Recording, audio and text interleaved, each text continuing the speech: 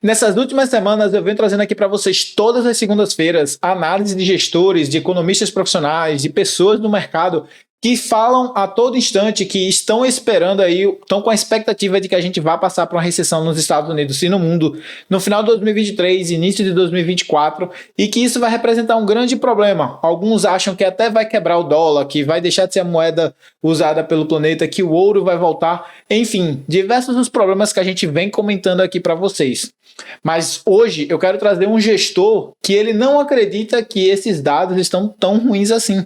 Uma pessoa que está mais otimista com a economia, ele fala que sim, ainda temos alguns problemas, algumas coisas que a gente precisa consertar, mas que isso não é tão impactante assim, feito esses grandes gestores vêm falando, que não é algo que a gente vai passar, que vai ser um problema tão significativo, ao ponto de a gente ter uma destruição completa do dólar, dele deixar de ser a moeda global, das coisas simplesmente colapsarem, e que inclusive todas essas argumentações não são embasadas em dados.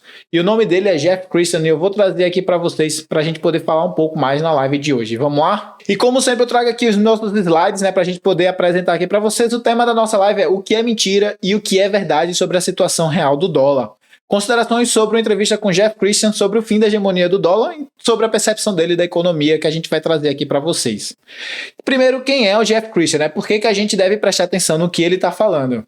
Jeff Christian é um profissional experiente no mercado de commodities com especialização em pesquisa, consultoria, aconselhamento financeiro e gestão de ativos.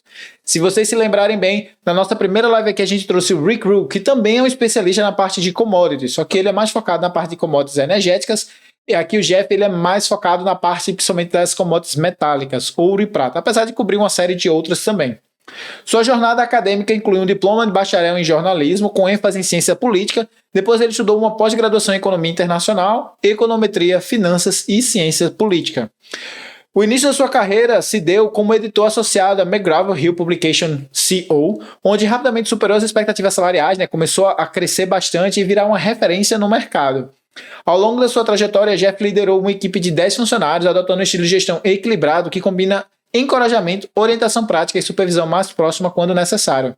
Hoje ele trabalha mais com essa parte de supervisão, de gestor, como se fosse um consultor mesmo, oferecendo essas consultorias, principalmente no setor de commodities, como eu já mencionei. E aí ele já começa a entrevista sendo perguntado sobre as projeções de uma possível recessão.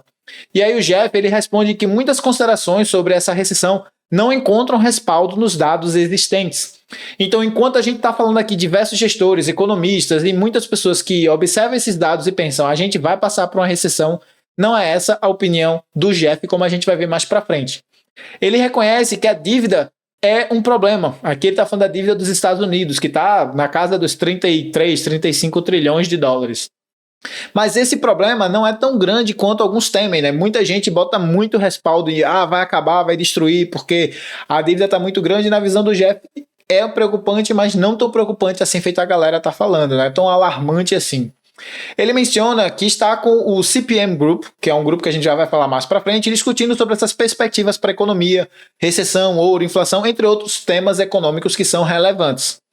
E aqui a gente traz justamente essa questão do timing da recessão, né? Jeff Christian revela que o CPM Group prevê uma recessão entre 2024 e 2026, enquanto o Federal Reserve sugere uma recessão mais branda, mais ainda neste ano.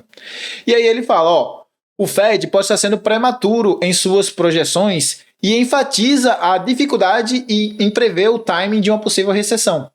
Então o Fed, ele sempre tenta, né, antecipar a recessão, né, ver se realmente vai ter recessão, porque a recessão muda toda a dinâmica econômica, toda a estabilidade econômica, que o Fed tem que cuidar. Porém, é muito difícil você conseguir antecipar uma recessão, porque se ele consegue antecipar uma recessão e ele falar, talvez tenhamos uma recessão, o mercado reage em relação a isso e todo mundo também se antecipa, e aí não tem recessão muitas vezes. Então, é difícil você tentar projetar algo que ele é mutável a cada uma das projeções de cada uma das pessoas que vão estar ali acompanhando aquelas informações. E aí, para justificar esse argumento dele, ele fala justamente que o Fed teve diversos exemplos, né, várias previsões passadas que se mostraram incorretas. Muitas vezes, quando diziam que não ia ter uma recessão, acabava tendo uma recessão e às vezes até muito pesada, como é o caso de 2008. Às vezes acharam que ia ter uma recessão e na verdade não tinha recessão. Enfim, o Fed tem várias previsões que são bastante erradas e na visão do Jeff isso não é culpa do Fed, isso é uma culpa justamente do modelo de prever recessão que é praticamente impossível de alguém conseguir, né? Uma bola de cristal basicamente, é chute. ou tem ou não tem. E aí ele é perguntado sobre os temas de investimentos para 2023, né? Jeff Christian acredita ou considera 2023 como um ano de transição, com mudanças em tendências econômicas, de inflação e de mercado financeiro. Ele observa que a inflação está diminuindo, mas ainda está alta, e que o mercado financeiro está em uma transição, com ajustes em valores de ações, títulos e moeda. Que grande transição é essa que ele está abordando aqui? A gente já falou sobre essa transição aqui, diversos economistas já trouxeram. É a transição dos juros baixos, hoje a gente está no juro mediano, por assim dizer, e talvez a gente fique nessa média por muito tempo, talvez até várias décadas, porque muitos acreditam que esse período que a gente passou com juros ali na casa do zero, meio, às vezes até um período negativo, alguns momentos negativo, foi algo que ficou no passado, que de fato a gente não deve ver isso no futuro, que a tendência é que a gente fique com taxas de juros mais altas e que a gente tenha essa tendência econômica de inflação um pouco mais alta. Que é justamente isso que ele está falando aqui. Ele acredita que a inflação deve ficar sim um pouco mais elevada e que os juros também devem ficar um pouco mais elevados, o que vai fazer uma reprecificação nos ativos. Que a gente já explicou aqui, e se vocês quiserem eu vou deixar um link aqui embaixo, vou pedir para a edição que está aqui na descrição, que a gente explica sobre a questão da dinâmica da marcação a mercado. Taxas de juros sobem, os títulos começam a cair de valor e a mesma função acontece com as ações. Quando a taxa de juros sobe, a tendência é que o valor das ações caia. E aí ele fala que isso é algo que ele espera que vá manter por mais tempo, esse reajuste. E aí ele é perguntado sobre os melhores e piores ativos para 2023. Ele acredita que ações de bancos de médio porte podem ser os piores ativos, enquanto ouro e prata podem estar entre os melhores.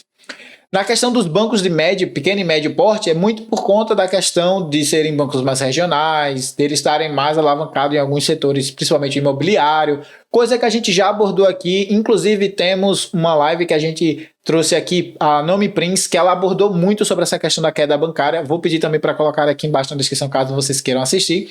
Mas, basicamente, ele acredita que o setor bancário de pequeno e médio porte é um setor ruim para a gente estar alocado, enquanto ouro e prata, na visão dele, são setores que tendem a se beneficiar com tudo isso que está acontecendo. E ele não é o único, né? A gente já trouxe diversos analistas aqui que falaram mais ou menos basicamente a mesma coisa. Alguns um pouco mais bullish, como o caso do Peter Schiff, que acredita que tudo vai destruir, só o ouro é a salvação. Outros um pouco menos bullish, mas ainda assim acreditando nessa subida do ouro. Ele destaca o desempenho do ouro e prata no último ano e prevê que continuarão sendo ativos de alto desempenho entre 2023 e 2024. Jeff Christian e a visão de alguns sobre economia, né? Aí a gente volta àquele ponto dele achar que muitos dos dados não representam necessariamente um problema, uma inflação, mas que muitas pessoas acreditam nessa recessão severa, né? Respondendo à pergunta sobre previsões de uma recessão severa que muitos estão fazendo aí no mercado. Novamente, ele argumenta que muitas dessas previsões não são apoiadas por dados e que, embora a dívida seja um problema em vários níveis, tanto pessoal quanto governamental, há muito medo infundado e sensacionalismo em torno do tema. Na visão dele, apesar de ser um problema, como a gente já mencionou, ele acredita que as pessoas estão usando do seu sensacionalismo, né, tipo de querer que o governo pare de ter toda essa impressão, pare de colocar toda essa liquidez, pare de imprimir tanto dinheiro, justamente por ele mesmo, essa pessoa mesma acreditar nisso, e não necessariamente ser algo que tenha um embasamento aqui dentro da economia. Na visão do Jeff, essa parte de impressão do dinheiro acaba impactando, mas talvez não tão severamente quanto muita gente acha, quanto muita gente acredita a ela, né? E aí ele fala justamente dessa questão da força na economia. Ele aponta para setores como transporte, construção de infraestrutura, gastos fiscais, investimentos de capital por empresas como áreas de força na economia. Ele reconhece que há setores com fraqueza, especialmente no mercado imobiliário. A gente, inclusive, já trouxe a abordagem aqui do Michael Guide, que é um especialista sobre esse setor, que ele falava sobre isso. Mas vê muitas áreas de forças que podem acabar sustentando a economia nos próximos trimestres. Então, enquanto o setor de casa, né, o setor imobiliário, representa alguma coisa ali na casa dos 20%, 25% do PIB americano, o resto representa 75%, né? Então, se isso aqui cai 10%, esse aqui, se subir 3, vai dar mais ou menos a mesma coisa. Então, tipo, pode ser que um acabe compensando o outro na visão do Jeff. E aí ele é perguntado sobre a importância da política fiscal e também da economia real, como tudo isso se encaixa na economia real, né? O Jeff conclui esse ponto da entrevista discutindo a importância da política fiscal e da economia real sobre a política monetária ao prever recessões. Ele observa que a política fiscal ainda é expansiva, ou seja, a gente ainda está colocando dinheiro, né? O governo ainda está injetando dinheiro, e que a economia real e a demanda por bens e serviços são os indicadores mais importantes de uma possível desaceleração econômica, inclusive mais importante do que a política monetária. Então ele acredita que, apesar da política monetária estar contracionista, a política fiscal está expansionista. Lembrando que monetária é com relação ao Banco Central e a fiscal é por conta do governo. Então o governo está injetando dinheiro, o Banco Central está enxugando dinheiro, mas que na média aqui ainda tem muito dinheiro na economia e que a economia real ainda está circulando muito, principalmente na parte de demanda por bens e serviços, ainda está rodando muito. Então esse é o principal indicador de possíveis recessões na visão dele. E aí ele é perguntado sobre a questão do colapso do dólar, né? Ele abordou a ideia de que, apesar das preocupações recentes sobre a depreciação do dólar, ele permanece cético quanto a um colapso total do dólar no futuro próximo. Ele argumenta que o dólar ainda é a moeda de reserva mundial, e a gente obviamente sabe disso, né? Todas as transações são em dólar, e tem uma presença dominante no comércio e finanças internacionais. A confiança global no dólar e sua aceitação generalizada contribui para sua resiliência, o que é também algo que é muito difundado entre vários economistas, né? Que o dólar, os Estados Unidos só conseguem fazer tudo o que eles fazem porque o dólar é a reserva do mundo, né? Se não fosse, eles não teriam a capacidade de estar fazendo tudo o que eles fazem. Aí eles já teriam tipo uma hiperinflação há bastante tempo. E aí ele destaca que o dólar compõe uma grande porção das reservas monetárias globais, mantendo uma posição estável cerca de 60%. Lembrando que isso, alguns anos atrás, era em torno dos 80%, né? Hoje já está na casa dos 60%. De acordo com esse dado que ele trouxe aqui. Isso já mostra uma desaceleração, né, um decrescimento das reservas em dólar, e é por isso que muita gente fala da possível quebra da hegemonia do dólar, mas 60% ainda é bastante coisa, né, gente? Não é pouca coisa. Lembrando que parte desses 20% que foram retirados aqui foram para o ouro, que a gente vai falar um pouco mais para frente. Então, na visão dele, isso não é tão preocupante no futuro próximo. E aí ele fala, isso indica a preferência dos bancos centrais pelo dólar como um ativo de reserva, devido à sua liquidez e aceitação global. A substituição do dólar por outra moeda enfrentaria inúmeros desafios e levaria bastante tempo ainda para acontecer, porque tem toda a questão de confiança, de fazer todo o sistema de troca, de trocar todo o sistema de renda fixa, de referência. Demora bastante tempo, na visão dele, isso não deve acontecer no futuro próximo. E aí ele comenta um pouco sobre inflação e política monetária, né? Ele discute as diferenças nas abordagens de política monetária nos Estados Unidos e outros países. Ele observou que muitos bancos centrais estão adotando políticas mais dovish, né? Que é quando você mantém a taxa de juros mais baixa para poder estimular a economia. E isso faz com que a taxa fique mais ou menos alta, mas não tão alta assim, estimulando ainda um pouco a economia, ou não contracionando tanto assim a economia, e ela mantém alta por mais tempo para poder segurar a inflação. Essa diferença nas políticas pode ter implicações significativas nos mercados financeiros e nas taxas de câmbio. O que é óbvio, né? Se um país não sobe tanto a sua taxa de juros, não vale tanto você comprar aquela moeda para investir na renda fixa daquele país e, portanto, a tendência é que as pessoas saiam, na verdade, daquela moeda, o que faz com que ela se deprecie em relação a outros locais. Que é o que ele acredita acontecendo com relação aos Estados Unidos, que está tendo essa política um pouco mais dovish, quanto, por exemplo, o Brasil, que teve uma política bem mais contracionista, e é por isso que a gente estava com taxas de juros reais tão altas, a ponto de ter muita gente, inclusive o próprio Lula, entre outras pessoas, reclamando dessa questão da taxa de juros. E aí ele fala um pouco da sua perspectiva para o ouro, né? Sobre o ouro, Jeff expressa uma visão otimista, citando a fraqueza do dólar como fator contribuinte para o aumento dos preços do ouro. Ele acredita que o ouro continuará a ser valorizado nos próximos anos, servindo como um refúgio seguro em termos de incerteza econômica e volatilidade de mercado. Inclusive, a gente também tem um vídeo aqui no canal onde a gente fala 10 motivos para você comprar ouro. Eu vou pedir para o pessoal da edição colocar aqui embaixo na descrição, caso você queira assistir. E se vocês assistirem lá, vocês vão ver que a gente fala muito dessa questão da volatilidade, de inflação, de proteção contra guerras, contra problemas geopolíticos, que é um pouco do que ele está trazendo aqui para a gente. E aí ele fala que os bancos centrais estavam comprando bastante ouro, né? Ele detalhou as atividades de compra de ouro pelos bancos centrais, esclarecendo que, embora 2022 tenha visto compras recordes, os bancos centrais compraram muito ouro em 2022, parte dessas transações pode ter sido intermediada pelos bancos centrais. E justamente isso que ele está falando, né? Tipo, 2022 estava com muita compra de ouro, assim, uma demanda recorde. E ele acredita que parte disso é por conta do Banco Central. E eu também acredito, né? Porque os bancos centrais estavam vendo todo aquele problema geopolítico acontecendo e o ouro barato, eles começaram a comprar para se precaver. E aí acabou que teve ano recorde de compra. E aí ele diz, né, o que pode levar a interpretações equivocadas do mercado, de achar que, tipo, estava todo mundo desesperado atrás de ouro e acabou subindo mais do que o necessário, o que deveria. Mas aí ele enfatiza a importância de entender o papel dos bancos centrais no mercado de ouro. Os bancos centrais, eles normalmente quando estão com esses problemas, eles compram bastante, mas o ouro ele não paga a taxa de juros, né? Ele só fica parado. E aí o que acontece? No momento em que a geopolítica está menos ruim, eles começam a vender, o que gera uma pressão contrária, né? Agora a tendência é subir muito, mais para frente talvez seja cair, justamente porque os bancos centrais estejam vendendo. E aí ele fala sobre a questão de investimento e preservação de capital. Ele destacou o valor do ouro como uma forma de preservar capital em tempos de crise financeira. Outro ponto que está lá no vídeo que eu vou deixar aqui na descrição. Em cenários de crise, é comum que os investidores e instituições financeiras liquidem posições em ouro para obter liquidez. Então, no vídeo lá eu falo que a tendência é que o ouro suba durante essas crises financeiras, que também é a percepção dele, mas ele acha que depois que o ouro sobe e tudo cai, os investidores e instituições começam a vender o ouro para comprar esses ativos aqui que caíram muito, o que gera uma pressão vendedora no ouro e uma pressão compradora nas ações, e aí acaba balanceando isso aqui.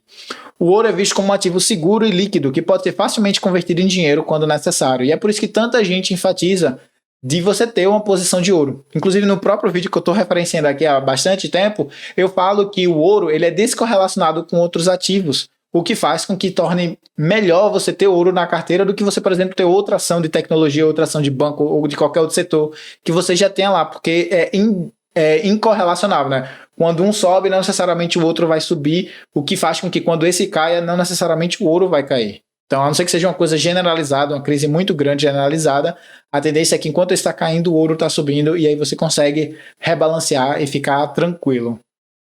E aí o Jeff também fala sobre o CPM Group, uma consultoria especializada em análise de commodities, que foi aquela mesma que ele falou que estava discutindo, né, entre eles para poder entender um pouco mais das possíveis cenários que poderiam acontecer na economia.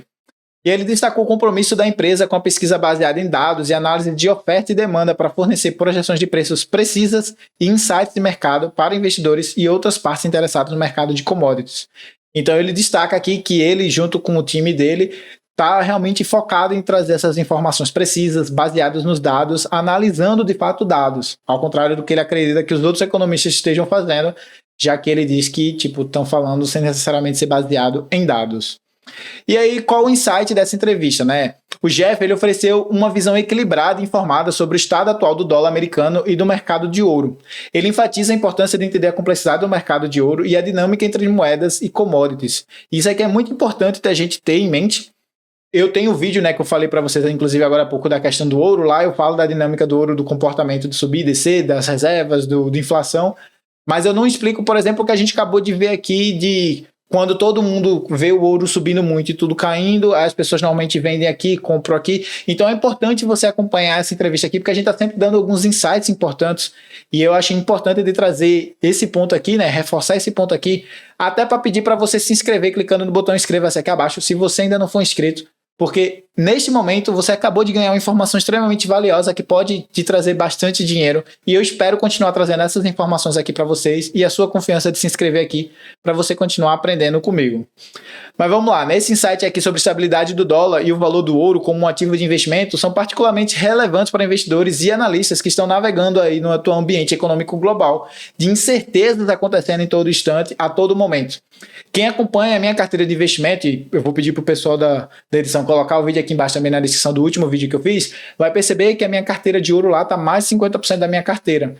Justamente porque eu também tenho essa percepção de estar alocado em ouro para caso aconteça algum problema, para caso aconteça algum tipo de recessão muito forte, que vai fazer com que o ouro suba, e aí eu posso vender do ouro e comprar mais ativos depois, fazendo a mesma dinâmica que eu não tinha comentado no vídeo, mas que eu comentei aqui nessa entrevista que eu acabei de falar para vocês.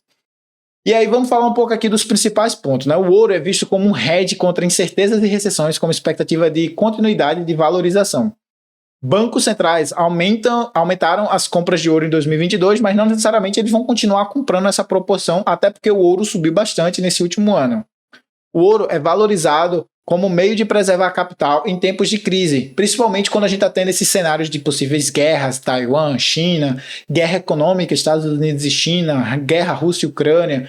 Está tendo algumas guerras locais lá na África, alguns países da África estão entrando em guerra também. Então essa guerra generalizada faz com que muita incerteza seja criada no mercado, o que, portanto, faz com que o preço do ouro suba. E aí eu também trouxe aqui o principal ponto do CPM Group, que é a empresa do Jeff. Caso alguém queira, né, contratar a consultoria dele, é uma consultoria especializada em análise de commodities, como eu falei, baseada em dados e pesquisas de mercado. O CPM Group fornece insights valiosos para investidores e partes interessadas no mercado de commodities. E se você quiser ter acesso a essa consultoria aqui dele, eu vou deixar o link da entrevista aqui, oficial, aqui embaixo na descrição, tá? E aí você pode clicar no link da entrevista e clicar lá na descrição da entrevista que vai ter o site dele, de formas de entrar em contato com ele que você pode estar fazendo aí, caso você deseje, tá certo? Então, gente, eu vou ficando por aqui. O que eu tinha para falar para vocês no vídeo de hoje é isso. Eu peço que, se você gostou do conteúdo, que você considere deixar o seu like aqui embaixo e se inscrever no canal, porque a gente está sempre trazendo informações muito relevantes e importantes, feitas essas que eu trouxe aqui para vocês agora. E desejo para vocês um ótimo fim de semana e aguardo vocês na próxima análise.